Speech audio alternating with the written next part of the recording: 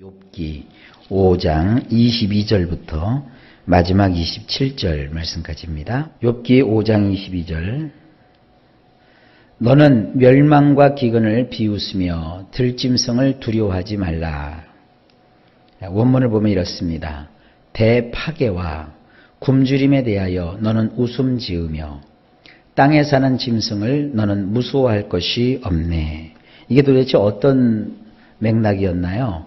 엘리바스라는 사람이 어떤 그 하나님께 받은 응답도 아니고 또 욥의 그 처해진 상황과 정황에 맞추어서 전하는 말도 아니고 그저 그냥 자기가 하고 싶은 내용을 갖다가 얘기하는 거예요. 그 엘리바스의 취지는 이겁니다. 네가 무슨 죄를 졌기 때문에 그 고생을 하는 것이다. 네가 무슨 잘못을 했기 때문에 그 어려움을 겪고 있는 것이다. 만약에 내가 죄도 짓지 않고 잘못도 하지 않았으면 너는 지금 태평성대를 누릴 것이다. 잘 살았을 것이다. 그렇게 지금 얘기하고 있는 거예요. 그것이 일견 옳은 소리는 옳은 소리입니다만 욥에게는 절대 맞지 않는 소리입니다. 왜 그런 거 있잖아요.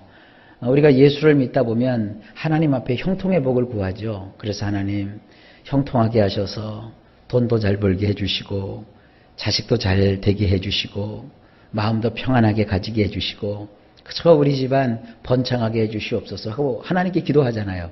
그 기도가 잘못된 건 아니에요. 또 그렇게 기도함으로 하나님 그렇게 해주세요. 그런데 이제 여기서 한 걸음 더 나가서 지나치게 생각하시면 안 돼요. 하나님 없이 예수님 없이 심지어는 없는 정도가 아니라 다른 종교를 갖고 있는 사람이 잘 되고 잘 먹고 잘 살고 자녀들이 형통한단 말이에요. 그걸 가지고 우리가 여기서 저 사람 좋겠다 참 복받았다 이렇게 하면 안 된다는 거죠.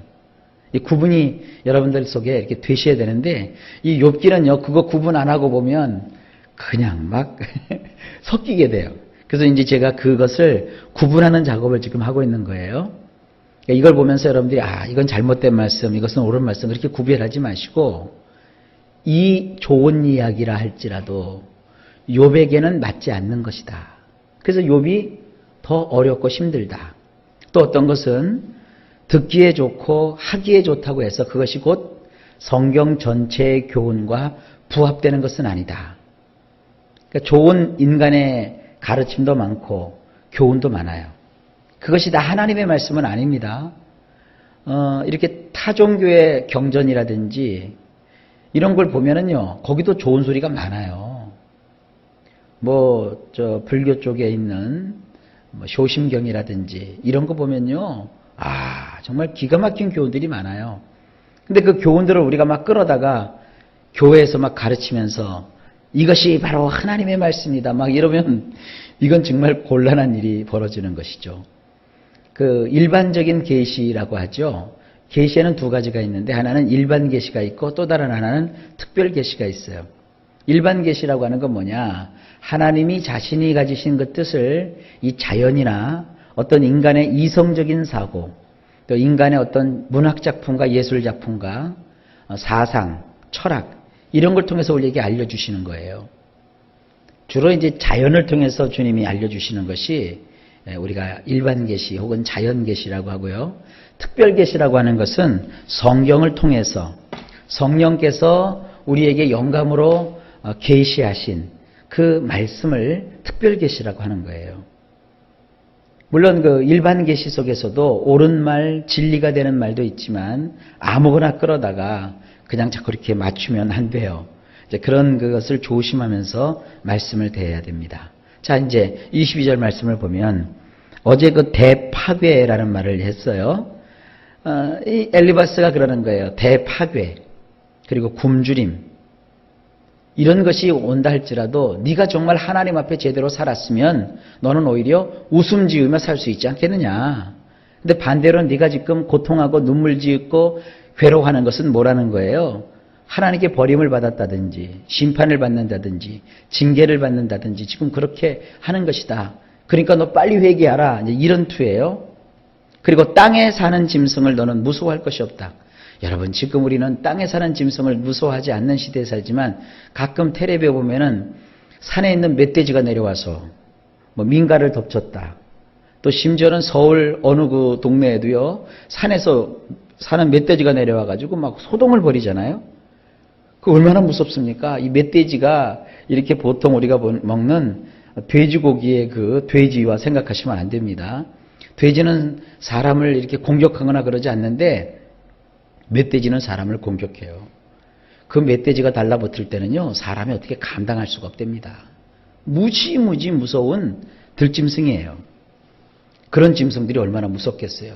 자, 고대 사회에서 우리같이 이렇게 도시가 튼튼하게 이루어지지 않은 그때에 그 촌락에서 사는 사람들에게 우리식으로 좀 얘기합시다. 뭐 호랑이가 나타났다든지 또 늑대가 떼를 지어서 나타나가지고 막 위협한다든지 그러면 얼마나 무섭겠어요. 그래서 여기 땅에 사는 짐승은요, 굉장히 무서운 존재입니다. 그 엘리바스가 지금 그러는 거예요. 그런 무서운 들짐승이 나타날지라도 바르고 올바르고 합당하게만 살면 무서울 것이 하나도 없는 법이야. 근데 세상이 어찌 그럴까요? 여러분, 어떤 불행한 일이 꼭 불의한 사람에게만 닥치고 잘못한 사람에게만 닥치던가요? 아니에요. 올바르게 살고 착한 사람도 어려움을 겪는 일이 얼마나 많습니까? 그러니까 엘리바스는 하나만 알고 둘은 모르는 그와 같은 어리석은 누를 지금 범하고 있는 것입니다. 다시 한번 제가 얘기합니다. 모든 고통과 괴로움과 환난이 다 죄 때문에 그런 것은 아니에요. 내가 무슨 잘못을 저질렀기 때문에 그런 일이 생기는 것만은 아닙니다. 특별히 욥에게 있어서는 말이죠. 그 다음에 23절 볼까요? 들에 있는 돌이 너와 언약을 맺겠고 들짐승이 너와 화목하게 살 것이니라. 원문이 이렇습니다. 왜냐하면 대지의 돌들과 더불어 너는 언약을 맺었고 대지에 사는 짐승이 너와 화목하게 지낼 것이기 때문이지. 대지의 돌이라고 하는 것은 뭐냐면 들판에 굴러다니는 돌이라는 뜻인데, 이걸 성경을 가지고 가만히 고대 사회의 어떠한 그 정황과 비교해 가면서 연구를 해보면 이 대지의 돌이라는 게 뭐냐 하면 그 몇 가지 뜻이 있어요. 먼저 이 대지의 돌이라고 하는 것을 고대인들은 어떤 신의 한 종류로 여겼대요. 신의 한 종류로 여겨서 어떤 그 들녘에 있는 어떤 돌들이라고 불려지는 그 신이 있었다는 거예요. 그러니까 이방 사상이죠, 이게. 그 대지의 신이 너와 언약을 맺었기 때문에 네가 뭘 해도 잘 될 거다. 지금 이런 투예요. 그러니까 우리식으로 얘기하는 게 뭐예요? 네가 양심적으로 바르게 살고 네가 정말 정직하게 살면 조상님이 너를 도와줄 거다. 지금 그 얘기와 똑같은 거예요. 그건 우리 예수 믿는 사람들이 해야 될 소리가 아니죠. 10계명 1계명이 뭡니까? 하나님 외에는 다른 신을 내게 두지 말라 그랬잖아요. 우리에게는 조상신이니 무슨 땅의 신이니 하늘의 신이니 그런 게 다 우리와 상관이 없는 것이고 우리는 그것을 부를 필요도 없는 것이고 의지할 필요도 없는 거예요. 근데 지금 엘리바스가 그 얘기를 하는 거고요. 두 번째는요. 이 대지의 돌이라는 것은 어떤 뜻이 있느냐면 그 바깥에서 농사를 짓잖아요. 농사를 짓는데 우리야 별로 그런 것이 느껴지지 않지만 논밭을 읽을 때 제일 힘든 게 뭐냐? 돌짝이에요, 돌짝. 그래서 밭을 일구거나 그럴 때 이 돌짝을 다 걷어내잖아요. 돌밭에다가는 농사가 안 돼요. 그러니까 그걸 다 걷어내서 부드러운 흙, 옥토를 만들어 놓고 거기다가 이제 경작을 하죠. 근데 우리 같은 나라야 무슨 바람이 세지 않기 때문에 한번 이렇게 골라내면 그냥 땅이 부드러운 흙 그대로 있어요. 근데 이 팔레스타인 지역, 고대 사회에서는요, 이게 사막 그 바람이 불기도 하고 또 바람 때문에 이 돌짝들이 막 이리저리 굴러다닌다는 거예요. 그러니까 농사를 지려고 이렇게 밭을 일궈놨는데 바람이 불어갖고 돌짝들이 막 밀려와서 밭을 덮어버리면 농사를 못 짓는다는 거 아니에요. 그래서 이 대지의 돌들과 더불어 언약을 맺었다는 건 뭐냐면 그런 돌들이 굴러와서 네가 짓는 농사를 망치지 않을 것이다.